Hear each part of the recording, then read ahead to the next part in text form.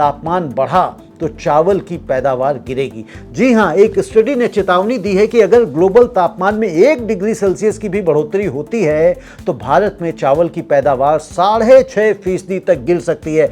यानी heat stress सीधे productivity, food security और किसानों की आय पर असर डाल सकता है।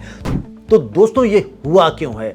चावल की फसल तापमान को लेकर बहुत ही संवेदनशील होती है, खासकर फूल आने और दाना बनने के चरण में। अगर तापमान तय सीमा से ज्यादा बढ़ जाए तो पौधे की ग्रोथ बाधित होती है, दाना ठीक से नहीं भरता है और उपज घट जाती है। यह कोई नई थ्योरी नहीं है, बल्कि दुनिया भर में क्लाइमेट साइंस लगातार यही बता रही है कि गर्मी बढ़ने के साथ स्टेपल क्रॉप्स पर दबाव बढ़ता जाएगा। तो ये मायने क्यों रखता है?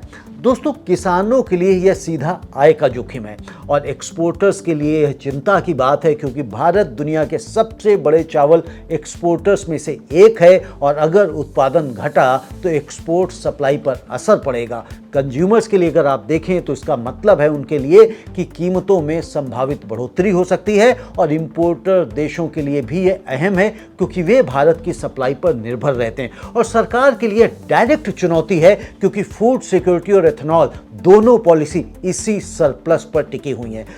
तो रिस्क और अपॉर्चुनिटी यहां पर क्या निकल कर आता है? दोस्तों, जोखिम साफ है। उत्पादन घटा तो सरप्लस खत्म और सरप्लस खत्म हुआ तो एथेनॉल पॉलिसी से लेकर एक्सपोर्ट तक सब पर दबाव आएगा। लेकिन अवसर भी है। यह चेतावनी भारत को समय रहते क्लाइमेट रेजिलिएंट बीज, बेहतर सिंचाई तकनीक और नई खेती पद्धतियों में निवेश करने का मौका देती है।